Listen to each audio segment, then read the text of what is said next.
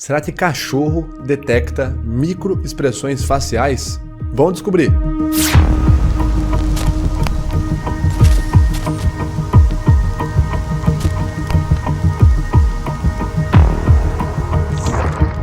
Fala aí pessoal, beleza? Meu nome é Vitor Santos, eu sou especialista em linguagem corporal, investigador profissional e perito técnico das microexpressões faciais. Você está no canal Metaforando, o maior canal de linguagem corporal do mundo. E o papo de hoje não é brincadeira, você sabia que descendentes de lupinos podem ler microexpressões faciais? É mesmo? É nóis, cachorro! Hoje nós vamos falar sobre o comportamento facial sob a perspectiva de alguns caninos, mais conhecido como canis lupus familiares. Antes da gente sanar essa dúvida e te falar se é possível um cachorro detectar suas microexpressões faciais ou não, vale a pena te convidar para se inscrever aqui no canal Metaforando, caso você goste de estudar sobre o comportamento não verbal, linguagem corporal, investigação, comportamento animal também, como vocês podem ver. Já clica no botão inscrever-se aqui embaixo, vem participar do Metaforando, curte e compartilha esse vídeo, beleza? Tamo junto! E para começar o nosso vídeo, vale a pena lembrar de uma das primeiras pessoas, um referencial histórico gigante que influenciou muito o estudo das microexpressões faciais, a primeira pessoa a tecer um insight sobre o comportamento das emoções, sobre o comportamento da face em episódios emocionais. Claro que nós estamos falando do Carlinhos, ele, Charles Darwin. Charles Darwin, lá em 1800 e bolinha, já havia falado sobre o comportamento facial ser muito parecido com o comportamento de outros animais em contextos emocionais similares com contextos humanos. Em seu livro A Expressão das Emoções nos Homens e nos Animais, Charles Darwin fala, por exemplo, quando um animal, um cão ou um gato se sentem acuado, eles tendem a franzir o que seria o senho, canino, e até mesmo a deixar os dentes expostos, o que é muito similar aos adultos, aos seres humanos adultos quando estão num contexto de disputa de território, por exemplo, uma briga, A gente franzir o senho, deixar os dentes à mostra antes de um combate. Isso é muito comum, por exemplo, quando tem aquelas disputas em civilizações não letradas, civilizações isoladas. Para além do Darwin, nós temos ali Antônio Damasio no livro O Erro de Descartes, que fala, por exemplo, das emoções como sendo uma herança do nosso processo evolutivo. Ele fala, por exemplo, que algumas emoções teriam um comportamento principalmente adaptativo para você lidar melhor com o ambiente ao seu redor, para sua sobrevivência e também para modular o seu comportamento para uma melhor qualidade de vida. E um dos exemplos mais citados é o convívio social dos nossos ancestrais em grupo, principalmente no processo de caça. Imagina que um dos nossos ancestrais estava lá caçando há, 30 mil anos atrás, e ele olhava para uma presa, de repente um cervo ou um javali, quando ele ia caçar a presa, vinha um outro predador, de repente um leão, atacar aquele grupo, atacar ele, o grupo dele, ou até mesmo roubar a presa dele, e não existia a linguagem complexa, não dá para ele virar e falar, galera, corre que tá vindo um leão aqui pela esquerda. Então qual foi a resposta mais inteligente que o cérebro encontrou, o nosso cérebro não tão evoluído, não tão avançado? Ter as famosas respostas emocionais, como por exemplo, secretar hormônios para fazer o seu batimento cardíaco acelerar, o seu fluxo respiratório acelerar, para você energizar mais a sua musculatura, para você ter fôlego para correr e fugir, deslocar, por exemplo, o fluxo sanguíneo do resto do corpo para suas pernas, para que elas fiquem bem fortes, bem enrijecidas naquele momento e você consiga fugir. E dentre várias respostas emocionais, como já é aqui um referencial de cabeça, que já é praticamente carne de vaca, o livro Princípios da Neurociência, uma das várias respostas emocionais que nós temos são sim as expressões faciais que podem ser observadas superficialmente, sem que você tenha um microscópio para ver o que está acontecendo no organismo da pessoa. São muito parecidos com o convívio de alguns animais que convivem em grupo, como por exemplo grandes primatas, não humanos, lobos, lupinos, grandes felinos, como por exemplo os leões, como vários contextos deles são parecidos com os nossos. Uma das principais teorias é então que as emoções seriam um comportamento que nós temos em paralelo, em comum com outros animais, em especial com os mamíferos. Só que aí você pode me perguntar, mas Vitor, aí a gente não ia ter que aprender, o convívio social não ia influenciar, a gente não ia ter que aprender? Pois é, algumas reações não dependem, segundo a teoria, uma das teorias mais aceitas, a perspectiva evolucionista da emoção é uma das teorias mais aceitas. Em certos momentos, uma pequena parcela das nossas respostas emocionais seriam ali independentes da influência do meio, independentes do convívio social. Melhor do que isso, vamos deixar os especialistas ganhadores do Nobel da Medicina, como por exemplo o Eric Kandel, em seu livro Princípios de Neurociência, falar. Vamos ver o que o cara tem a dizer aqui. As reações emocionais têm sido conservadas ao longo da evolução das espécies. As respostas comportamentais, que em geral são chamadas de respostas emocionais, são encontradas até mesmo em organismos muito simples, simples, que podem inclusive não ter consciência. Se não tem consciência, não dá para aprender socialmente nem culturalmente nada, porque você não está racionalizando. E assim, não tem sentimentos. Uma célula bacteriana, por exemplo, pode detectar substâncias nocivas e substâncias úteis e responder a elas adaptativamente. Lembra que eu falei que uma das funções das respostas emocionais é adaptar o nosso organismo ao nosso meio?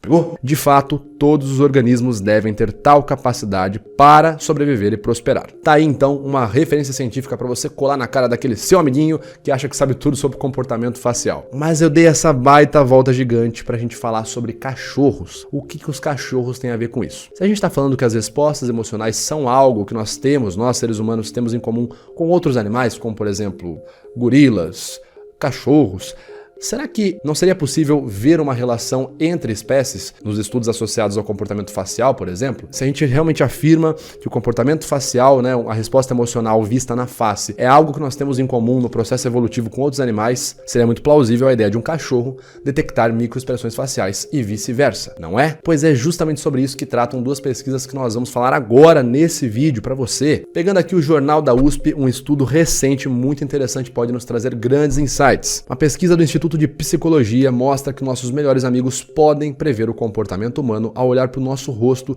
e diferenciar emoções neutras de alegria ou raiva. Será que o nosso cachorro sabe quando a gente está feliz? Sabe quando a gente está bravo? Ele sabe a hora certa de pedir comida e a hora certa de sair correndo porque foi ele que furou o tapete ou o lençol da cama? Sim! Ele sabe, segundo o estudo Dogs Can Infer Implicit Information from Human Emotional Expressions, realizado pelo Instituto de Psicologia da USP e pela Universidade de Lincoln, no Reino Unido. Basicamente, essas duas universidades renomadas estudaram cerca de 90 cães e descobriram que eles são capazes não apenas de observar uma expressão facial dos seres humanos e distinguir entre a expressão se ela é positiva ou negativa, como também eles utilizam essa informação para tomar decisões. Olha que incrível! Sabe quando você olhava pro seu cachorro e falava assim, não, ele sabe que eu tô bravo porque ele não vem aqui agora. Ó, ele foi se esconder. É justamente sobre isso que nós estamos dizendo nesse estudo. O cachorro não só olha para sua expressão facial, identifica se você tá num estado emocional positivo ou negativo, como ele em seguida já vai tomar uma decisão com base nessa informação que ele acabou de obter. Isso é muito impressionante. Esses cachorros pseudocientíficos, eles não viram um vídeo no YouTube, um videozinho que já disse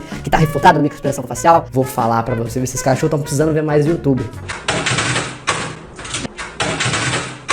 As explicações que eu vou te passar agora, inclusive, estão no meu livro Linguagem Corporal, um guia prático para analisar e interpretar pessoas. Se você quiser adquirir esse livro e ter acesso ao meu material exclusivo para poder aplicar a leitura de linguagem corporal, análise não verbal das pessoas ao seu redor no seu dia a dia, é só clicar no link aqui na descrição desse vídeo e adquirir o livro. E para além disso, a mesma pesquisadora que realizou esse estudo de 2018 já havia feito uma pesquisa em 2016 chamada Dogs Recognize Dog and Human Emotions, onde ela comprovou que os cachorros não só identificam as expressões humanas, as expressões faciais humanas, como também identificam as expressões de outros cães. Quem já falava sobre isso, que um animal pode identificar o comportamento facial de outro animal? Quem? Charles Darwin, Charles Darwin, Charles Darwin, Charles Darwin.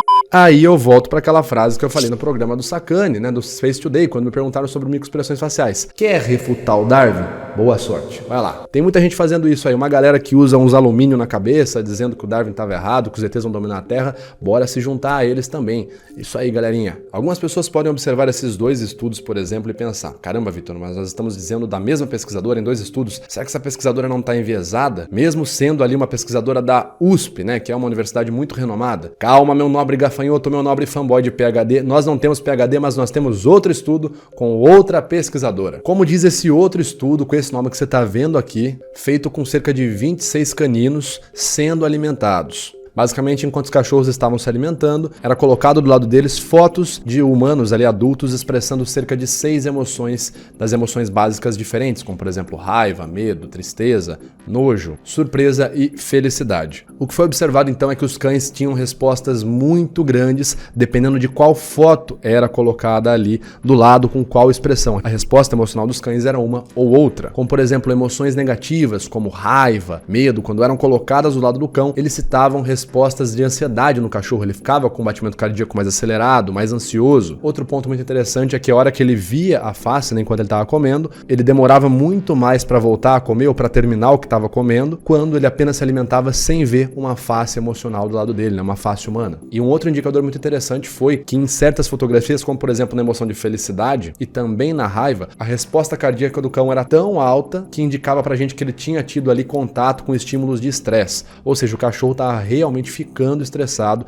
dependendo de qual face ele via. Ele ficava mais ou menos estressado. A resposta dele era uma ou outra. E nós voltamos com um outro estudo também da pesquisadora brasileira Natália, onde ela mostrou que cães lambem a própria boca quando eles se deparam com emoções negativas. Nas palavras de Natália Albuquerque, ela diz o seguinte: nosso estudo constatou que quando os cães percebem algo negativo que afeta o próprio estado emocional deles, possivelmente também de forma negativa, eles apresentam um sinal visual, que é o ato de lamber a própria boca. Quando nós, seres humanos, vemos alguém com o rosto fechado, ou seja, uma expressão negativa, com uma cara de bravo, isso pode mudar o nosso estado interno. Com os cães parece ocorrer algo semelhante. E não querendo chover no molhado sobre o comportamento facial em outras espécies, mas você tem, por exemplo, o Dogfax, que é todo um sistema facial de estudo do comportamento facial dos cães, já desenvolvido, já utilizado principalmente no Reino Unido. Inclusive o ato de olhar para a fuça, né, para o focinho de um outro bicho, né, no caso o ser humano, que a gente vale lembrar, também somos um animal, né, um ser biopsicossocial, mas também temos nosso processo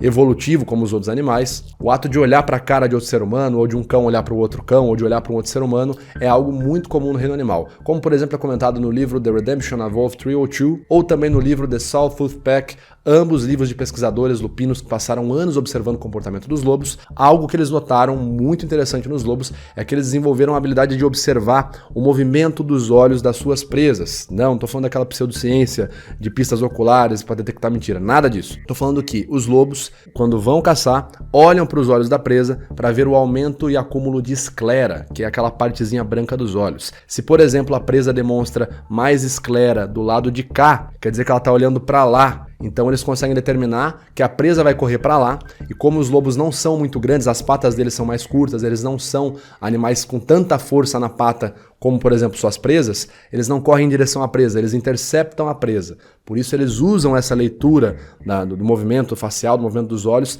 para identificar onde a presa vai correr e interceptá-la. O que mais uma vez mostra a necessidade, até mesmo instintiva, que nós partilhamos com outros animais, de olhar para a cara de outro ser, né, da nossa mesma espécie ou de outra espécie, para tomar uma decisão. Será que eu corro em direção a essa pessoa? Fujo? Ela vai me atacar? Não vai? E por aí vai. E a nossa conclusão é que, como vocês podem ver, existe muita evidência, existe muito suporte para a teoria lá atrás, iniciada pelo Darwin, para falar sobre o comportamento facial nos seres humanos e em outros animais. Um estudo muito bacana que a gente já falou aqui também é, por exemplo, a meta-análise, né, o review de estudos feito pela Lisa Perry, uma grande pesquisadora na área da neurociência, que mostra homologia entre expressões faciais em contextos similares, né, contextos similares de seres humanos e de grandes primatas, especialmente no sorriso de felicidade. Ela teria então encontrado nos estudos dela uma similaridade muito grande em momentos onde os grandes primatas estão felizes, estão satisfeitos, né, brincando, se alimentando, onde estão tranquilos, e os mesmos contextos com os seres humanos, ela observou uma grande similaridade na expressão facial dos primatas em paralelo com os seres humanos. E, para tanto, ela utilizou inclusive ferramentas de medição de anatomia específicas para a face de grandes primatas, como por exemplo o TimpFax e o OrangeFax. Dito isso, volto para aquela questão. Quer refutar o Darwin? Boa sorte! Bora botar aí o chapéu de alumínio na cabeça e cuidado com os ETs. Para você que ficou até o final do vídeo, muito obrigado. Eu espero mesmo que você tenha gostado. Desculpa o sarcasmo, de vez em quando a gente tem que colocar um pouquinho de sarcasmo no vídeo, só para dar um tempero. Já deixa aqui nos comentários qual a sua opinião sobre esse vídeo, o que você achou. Se você gostou, se não gostou, manda aqui, deixa tudo aqui que a gente vai ler algum dia, eu prometo. E aproveita para se inscrever no canal também, curtir e compartilhar esse vídeo. E a gente se vê no nosso próximo vídeo. Valeu!